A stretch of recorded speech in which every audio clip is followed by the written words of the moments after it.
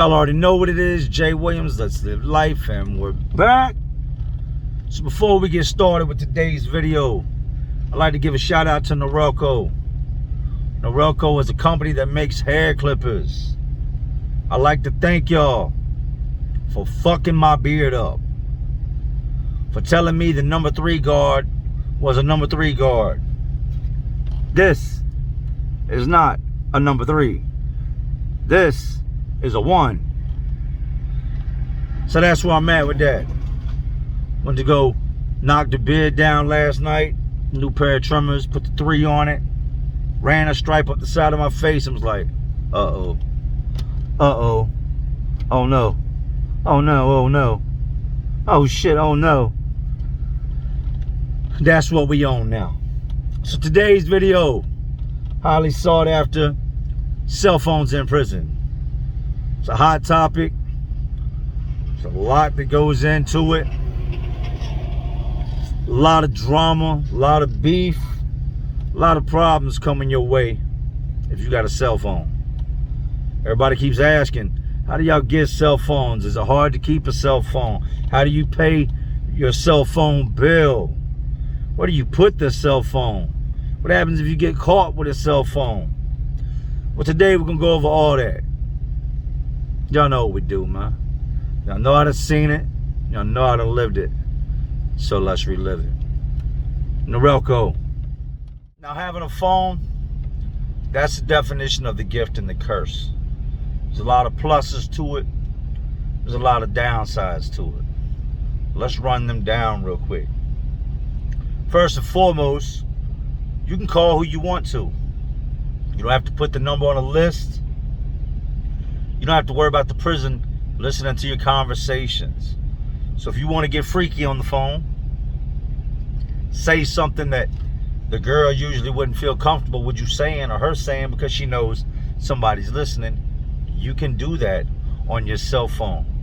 Say that girl cut your funky ass off 5 years ago and blocked them prison calls. You can hit her up. Hey, it's me. I got you. Hello? Hello? You can do that. You can send, receive pictures, text back and forth, watch videos, play games. There's a whole lot you can do. Look at this cop. I'm out in the jet, so he probably thinks I'm a dope boy because of the car. Watch him for a second. Sneaky, sneaky, sneaky, sneaky. You can say things you wouldn't usually say on the phone. Say you're a drug dealer. Say you get the pack brought in. You can tell her that without having to try to talk in code. Hey, make sure you bring that Sunday. Okay, I'll see you when you get here. Yeah, my homeboy is going to be bagged up. You just get it to me. Opposed to, hey, you bringing that white girl with you this weekend? What white girl? The white girl I told you to bring. What white girl? Come on now, don't make me do this. The white girl that's supposed to come with you? I don't know no white girl. Bitch, bring cocaine. Now you're going to jail. Cell phones allow you to do so much more. That's just the bottom line. But with having a phone, you run the risk of getting caught and getting more time.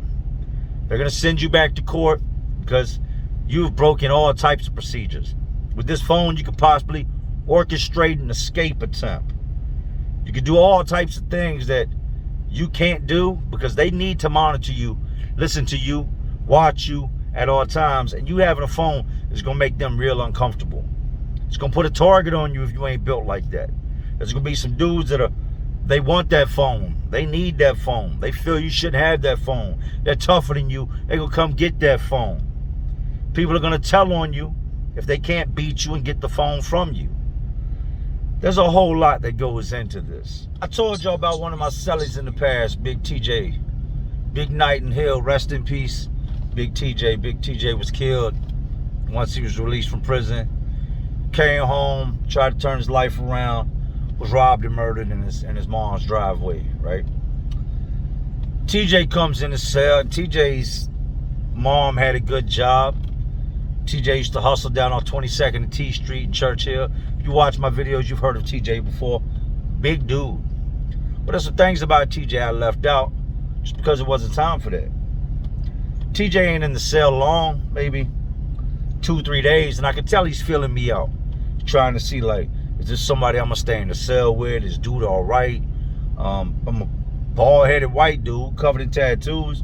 He's a black dude, so you know, you get the misconception or maybe the idea, man, is this a racist dude? Like, he's all covered in tattoos, bald head. Like, me and TJ get to kicking it. TJ realizes real quick, I'm a street dude just like he is, except I'm white. I can't remember the second day or the third day, but TJ was like, yo, they got phones in here. He had just got to his prison. At this time, there wasn't a lot of phones floating around. I said, they're here and there. He was like, word. Left it at that. Later that night, I hear him on the top bunk, and he's talking. Got these earbuds in. I said, what? And he don't respond. So I lean over and I look up. I'm like, what you say? TJ's on the phone. TJ's got the earbuds plugged into the phone. Got the earbuds in his ear hanging. And they look just like prison earbuds, except they got the little microphone on them. He's talking on the phone. I'm like, oh shit, I done intruded on dude's business, right? He finishes up his phone call, hops down off the bunk, goes over, takes a piss. He's like, yo, need to use the phone? I said, word. You know what I mean? Like, damn, homeboy, you been in here 3 days now? You ain't told me you had a phone? He's like, yeah, got this jump as soon as I got here. He started off down in 9 building. 9 building, I told you, is transition. Everybody starts off in 9 building. Well, there was a dude down there that came through from another place that had a phone. TJ done applied pressure, dude. TJ's a big dude and was known to be a bully. TJ done applied pressure to this dude and took his phone, right? So I said, yeah. So I used the phone. Everything's good. TJ starts getting reckless with the phone. TJ be on the rec yard walking around with the earbuds in, and he would bob his head while he was talking on the phone to make it seem like if a guard seen him or something and they seen his mouth moving, they would think that he was just singing along to a song. So he'd be walking, bobbing his head, but he's carrying a conversation, right? He's got the phone down inside his shirt, tucked in inside his pants, like on his waistband, and the cord ran up through inside his shirt and the earbuds in, and he's just talking on the phone. I caught TJ several times. I'd go work maintenance. I get back in at 4, and TJ, I'd walk in the cell, and he'd be on the phone. I'm like, bro, you got to tighten up, man. Sometimes he'd just be, you know, sitting on his bunk with his head turned away from the door, so if the guards walked by, they wouldn't see him, and he'd have the cover over him. He'd be on the phone. I've told y'all before, it always ends bad, right? TJ don't mess with many dudes. He's got a lot of enemies because he was a savage in the streets. No disrespect to my dude, but those are the facts of the matter. TJ was a savage in these streets, and dudes feared TJ. He had dudes in prison he had beef with on the streets that would not see him, would not say nothing to him, would not come near him, because they didn't have that pistol no more. So they feared him. But a couple different dudes knew TJ had a phone, right? And if people fearing you, like I told you, that's a bad thing. Because if they can't beat you, they're going to defeat you by any means necessary. I'm working maintenance one day and I get called back to the cell. My boss tells me, hey, they just hit me on the radio and said you need to return to the building. When they say you got to return to the building, something's happened. I said, for what? It's like, man, they didn't say. They just said you got to go back to the building. I said, all right, man. I get back to the building. There are guards all around my cell. Up to 4 guards in my cell. Couple standing outside my cell. TJ standing outside the cell in his boxers. Nothing but his boxers. No socks, no nothing. And a pair of handcuffs, right? I walk over there and I'm like, what's up? And they're like, what's up with the phone? I said, what phone? The cell phone. I said, man, I don't know nothing about no cell phone, man. What are you talking about, man? I've been at work. What phone? The guard had walked by and seen TJ with the phone. Seen him with the earbuds in, the phone in his hand. What you got there? I ain't got nothing. The guard turns and says something in his mic, looks back, and now all TJ's got hanging out of his ears is a set of headphones, and there's no phone. They have torn the cell up to the point they have brought everything in our cell out of our cell, and it's now just a concrete room with 2 bunks, a toilet and a sink and a countertop and 2 stools, right? There's nothing in there. They've got the metal detectors wand in the mattresses. They done cut the mattresses open. They done opened every food item. Like TJ is Houdini. I'm looking around the cell and I'm like, fuck did he put the phone? They done took the magic wand and ran it up and down TJ, seeing if it beeps, like maybe he just quickly shoved this thing straight up his butt or something. They cannot find the phone. There's a couple small cosmetic items sitting on the top shelf. There's a couple sodas sitting there. They get me over there and they're talking about some strip down. I said, why am I stripping down, man? I haven't been here. Like, what do y'all think? He beamed me up, Scotty, something? Like, there ain't no phone. Y'all are tripping. I don't know what y'all think y'all seen. This man ain't got no phone. I ain't got no phone. They're just going in on us. Where's the phone? Where's the phone? And I'm irritated now because y'all called me back from work. Y'all know I'm in another whole part of the prison. What is calling me back going to do, right? They're looking at TJ's earbuds. Where'd you get these earbuds at? TJ's like, what do you mean? I brought them with me from the last institution. These earbuds have a microphone on them. He's like, well, I ain't got nothing to do with that. Those are the earbuds I bought. So they confiscate the earbuds. They are pissed off. I'm thinking TJ's going the whole on investigation. Sergeant tells him, if y'all didn't find anything, there's nothing to investigate. You can give him a charge for the earbuds for a contraband charge, you know, because I don't know where he got these. He definitely didn't order them from prison. But we can't prove that, you know what I mean, he had anything. TJ's like, man, I had my CD player, and his CD player was laying there on the counter. I had my CD player in my hand, man. The guard is stripping. Y'all ain't find no phone. What you talking about giving me a charge for my earbuds? Y'all need to give me my earbuds back. TJ's just going all the way in, snapping over this phone, right? They roll out. Hey, man, we need new mats, man. We can't sleep on these. Y'all done pulled all the stuffing out the mats. Deal with it. You know what I mean? Y'all know y'all got a phone. Stop playing. Deal with it. I'm like, oh man. Once they pull the stuffing out the mat, it's like the equivalent of like trying to shove a bunch of like balled up tissue into a sock. Your mat's not gonna lay flat. It's gonna be all lumpy. So now we got two lumpy ass mats. They put us both in a cell, tell us go in the cell. Y'all can stay in for the day. And they shut the door. I'm looking at TJ when they shut the door. I said, bro, what the fuck, man? He's like, I spun the shit out of him. I said, yo, what happened? Like, man, I was talking to the old girl on the phone. They come by. The guard seen me, caught me slipping, and they ran up in the cell. I said, where the fuck is the phone, man? Like, how did they not find the phone? What did you do with the phone? He said, watch the door. So I go over and stand at the door, and there's still a couple guards in the pod walking around, talking amongst themselves, like trying to figure out how the hell he made this phone disappear. He's got this cup of soda sitting right on the top shelf of ice. Some of these guards are not the smartest. I didn't pick up on it. TJ's like, watch the door. I watch the door. He reaches down in the cup of soda, pulls the phone out, shakes the phone off. The phone is now ruined. The phone was never no good after that. He ended up scrapping the phone, trashing the phone, throwing the phone away. But it just goes to show you, you gotta be on your P's and Q's. When stuff like that happens, the difference between being a convict and an inmate is gonna make a world of difference. They came back 2 days later, tore the cell all the pieces again, looking for the phone. By now, he's done passed it off. It's broke up. It's gone. Had to get y'all that story, man. That was a crazy one right there. That was a crazy thing to go through. Once again, rest in peace, Nightingale, Big TJ. Cell phones, man. Nothing but trouble.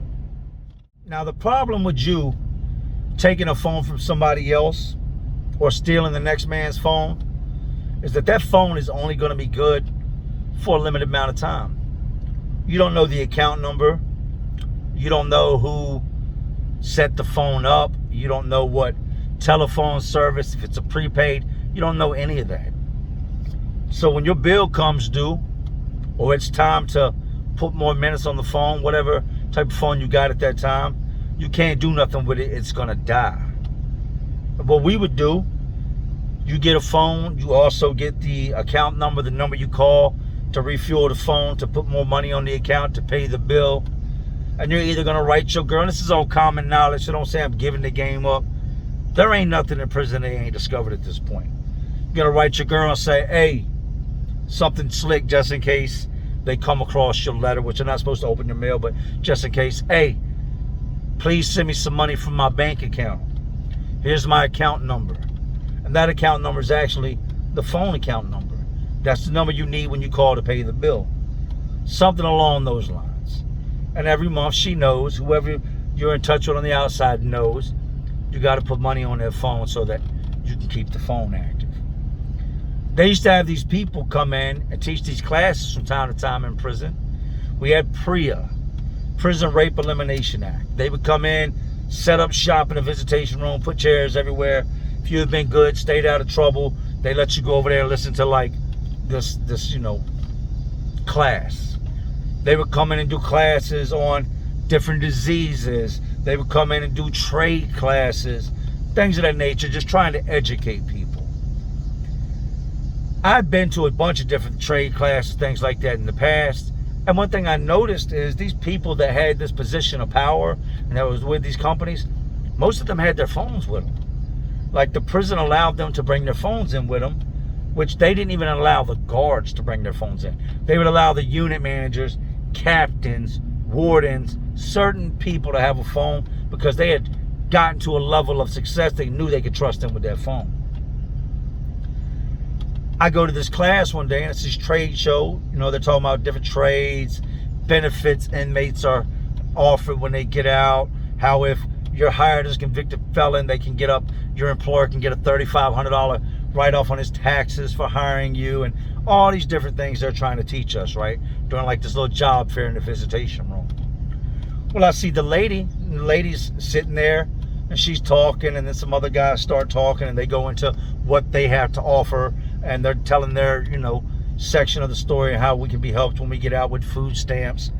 And there's the water machine sitting over there, and the woman gets up, walks over to the water machine, lays her phone down, drinks some water, wipes her mouth, goes back over and sits back down. Now you got about 60, 70 of us sitting in a chair, like sitting in chairs, little plastic chairs, listening to these people. They got these fold out, tables set up, and their chairs are on the other side. And you can get up if you need something to drink, go over to the water fountain. Just don't be going back and forth, back and forth, back and forth. I didn't see the lady leave the phone there. All this came to me when shit hit the fan. One of the dudes sees her leave her phone laying there, waits a couple minutes. I guess it's like peeping the scene, seeing if she did it on purpose, if anybody's gonna notice. He goes up there, gets him some water, drinks some water out of the fountain, takes the phone, slides it into his pocket. A couple minutes later, this little seminar thing ends. We return to our building. No sooner than we get to our building, and what they do is after they do our building, our pod, they go do another pod, another pod. They can't have us all in there at one time. It's too many people. No sooner than we get back to our building, they come over the intercom. 200 pod locked down. Locked down? Why we locking down, man? It's the middle of the day. Y'all tripping. Dudes, man, what the fuck? Why we locking down? Locked down, 200 pod locked down. Now they come in, and every single person that signed up for that class and went over there, they're tearing our cells apart. They're coming in, they're shaking down, and this is not no small amount of guards. You're talking they done pulled 20, 25 guards from across the compound into our pod searching for this phone, right? They don't find no phone. They're in here for hours. They're in every cell, meticulously going through things. Same thing they did to me and TJ. Tearing shit up, threatening dudes. If you get caught with this phone, you're gonna get a street charge. We have people come in try to help you dumb MFers, and y'all want to steal. It's always one crackhead in the bunch that messes it up for everybody. Somebody going to jail today, somebody going to court today. They don't find the phone. Sergeant comes in, he says, look, I'm gonna leave out of here in 30 minutes. I'm gonna come back in here, and that phone better be out here in the day room. Whoever's got it better take it and throw it out here. They come back in, they don't find no phone. Sergeant tells them, that's what's up. You'll get caught with it. Enjoy it, because it's going to get turned off anyway, you dumb son of a bitch. You can't get in it. You can't, you can't do anything with it. Phone's locked, so I don't know what you think you're going to do, right? You're wrong. A lot of smart guys in prison. Unlocking a phone ain't shit to some of these guys, right? I come to find out who's got the phone, right? Everybody's told him, man, you done made shit hot. They're watching us. They're down on us. They ain't gonna do nothing but turn the phone off, man. Why you did that? That stupid. Guys are mad at this dude because you done made our life a living hell. They're taking our wreck from us. They're mad. They're gonna shit on us until they get this phone back, right?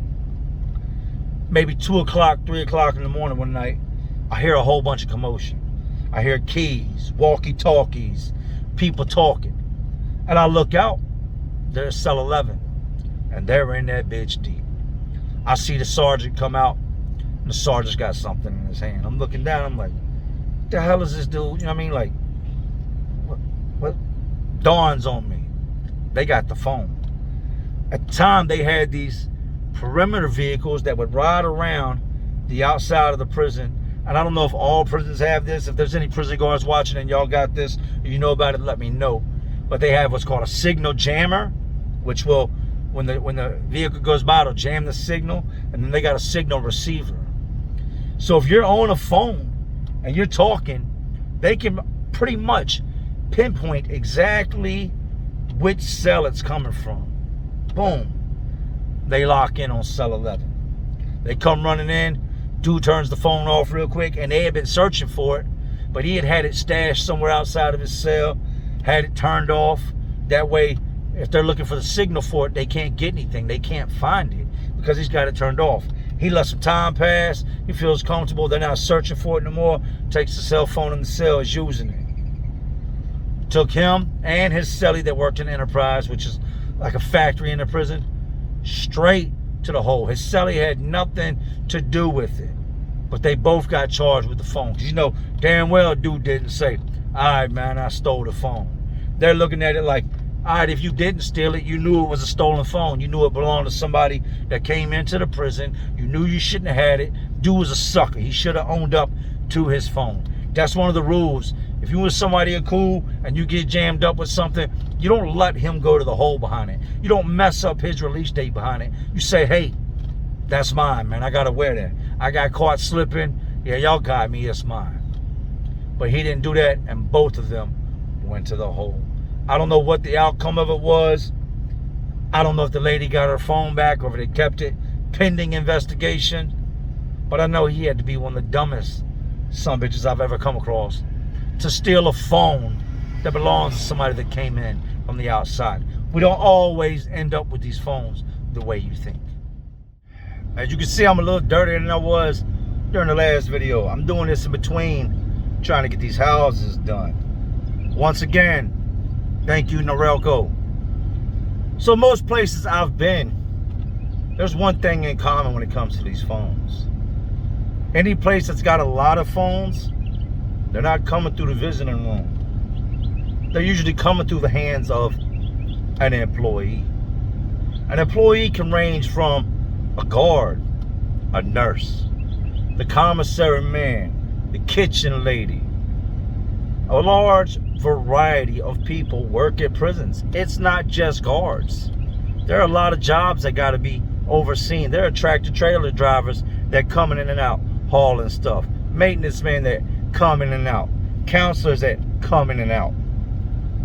I was at this one spread and the phones were plentiful. $500, you can get a phone no problem. Like, your people send the money to this person, and within the next few days you can get a phone. Well, at first when I got there, I'd say within the first week I noticed, damn, everybody around this bitch has got a phone. I need to get on and get a phone. Then it starts to slow up. Why is it slowed up? The Bloods find out who's bringing the phones in. Which employee here is bringing the phones in? They push up on him and they tell him, you're just gonna deal with us. Stop dealing with all these random people. You're gonna end up getting caught and you're going to jail. You're gonna lose your job. Just deal with us. They did this for a reason, so they could control the market. So the phones went from 500 to 1,000. Now, this main blood dude, his people are gonna control the money. Your people get up with his people, give them $1,000. He's gonna make sure the dude that's bringing the phones in that goes home every day gets his $500 and he makes $500 off the top. Everything goes smooth, right? No, it always ends bad. The phones continue to sell. I'm not about to pay no $1,000 for no phone. I'm not no sucker. I know that just last week they was going for 500. Now they going for 1,000. and y'all are controlling the phones now. Now nobody can even go to this dude and holler at him, because if they do, they got to deal with y'all. We got to deal with the violence and the backlash of all these blood dudes now, because they control the phone game, right? What I tell y'all, it always ends bad. This goes off without a hitch for a while, 2-3 months, right? They catch on to the fact that there's all these phones around. These guards are finding these phones more and more and more, and these are cheap 7-Eleven phones. These are the phones you walk in 7-Eleven and pay $25, $30 for this prepaid phone. They get to searching, investigating. They can't figure it out, but they know it's one of theirs definitely bringing them in, because all these phones are the same. Very seldom, maybe if they run out of this type of phone at 7-Eleven, then this type of phone will get introduced. But dudes don't care as long as they got that jack, they got that cell phone. Dudes aren't feeling that $1,000 for a phone. All these blood dudes one day, and primarily the main blood dude that was running this set of bloods at the time, I see the guards come in and they start hitting all the gang members' cells, pulling them out, searching their cells, searching their cells. Now they're not just searching for phones, they're also searching for money slips, receipts of people's commissary, receipts of money being sent in, when they find one blood member out of everybody who seems to be getting large amounts of money sent to his books from the streets. They get to digging through his mail and they find letters discussing what's going on with these phones. Not only did they tear him off, but they end up tearing off the guy that had the phones, because somebody had dropped a note and said, hey, the bloods are bringing all the phones in. Hey, the bloods have ran the price on the phones up. Hey, these are the guys doing it, and this is the guy that's bringing them in. This guy that got caught, I was alright with him, so I'm gonna leave his name and his job title up out of this. But they go and search the area where he works inside the prison, and they find 3 phones. They lead that man out the institution in handcuffs, and away he went. Just like that, the phone game was done. Indian Creek, by far, and this ain't no secret, next to the old Richmond City Jail, had more phones than anywhere I'd ever seen. For y'all to know about the old Richmond City Jail, you got that hill right there beside it. I've seen kids run down the hill, chuck stuff over the fence, and be like, hey, mama said call her tonight. Boom, cell phone lands right on the yard. Hey, mama said give you this. Boom, 4 packs of cigarettes, 2 ounces of weed, and a lighter fall right on the yard. Box of blunts falls on the yard. That was the old city jail. Then they tightened down on that. The old city jail, I also seen a dude that had a piece of the razor wire, the Constantine wire that goes across the top of the fences. He had a section about 3 foot long with a sheet tied around the bottom of it and tape around it. So it was like a mini whip made out of razors that would eat your ass up. Pause. Indian Creek, I told y'all, had this damn fence that ran beside this main road, and they know they've caught people, sent people to jail. People's family members have been to jail. But I've seen dudes run up over the hill at Indian Creek and just start slinging them phones. Slinging them phones. They wrap that bitch in so much saran wrap that when it hits the ground, it just rolls like a ball. 7, 8 phones, foof, foof, foof, foof, flying over the fence all at once. Gang members are gathering them up, peel off with them. Now, there's a saying in prison: if you won't fight for it, it ain't yours. What's that mean? That means that if you've got something that ain't nobody else got, or you've got something that everybody else got, and that you're not willing to fight behind it, the next man is gonna come along and take it. He's gonna come along and just take it. Oh, you were just gonna take it, wasn't you? Yeah, he's just gonna come along and take it from you. I've seen that happen too. I seen dudes thought they were gonna get slick and like, I ain't paying these dudes for no phone. I had my people throw the phone over the fence. And all them gang members be out there, your homeboy rolls up, throws the phone over the fence, you go to pick it up and you get hit with a stiff left, a stiff right, an uppercut, couple knees, somebody stomping you on the ground, then they pick up whatever you just had thrown over the fence and walk off with it. It's a cruel, cruel world behind those walls. So yeah, that was just some insight to the phones, man. So I didn't do a video yesterday. I'm on a deadline with these houses, on top of this construction company, this YouTube, me being a dad and a husband. I gotta do what I gotta do. Yesterday was a hectic day. I didn't get in till late. It was dirty, hot, sweaty, tired. Family went to the water park today, wanted me to go. I couldn't go.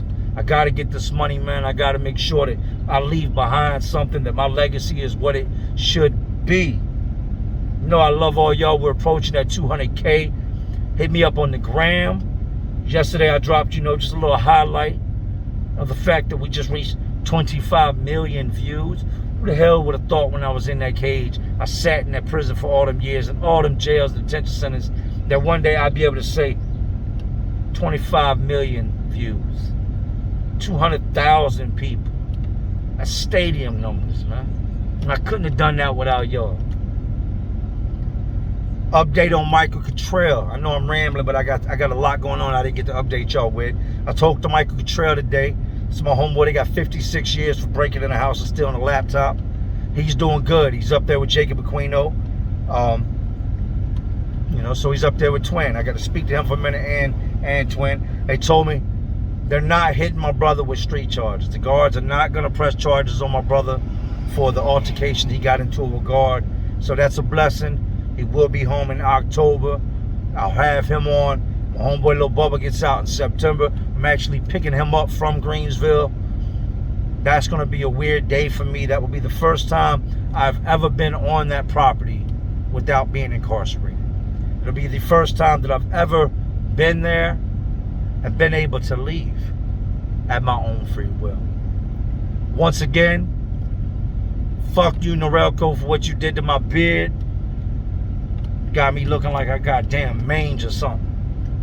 Anyways, these prisons, institutions, detention centers, these jails, they're all just crazy world inside this already crazy world we live in. And as always, y'all know what I'm doing. I'm just trying to keep y'all entertained. Are you not entertained? And like always, this is Jay Williams. Let's live life. To all my real ones, and there are some real ones watching, because y'all still watching me. Y'all know how we do, man. Salute.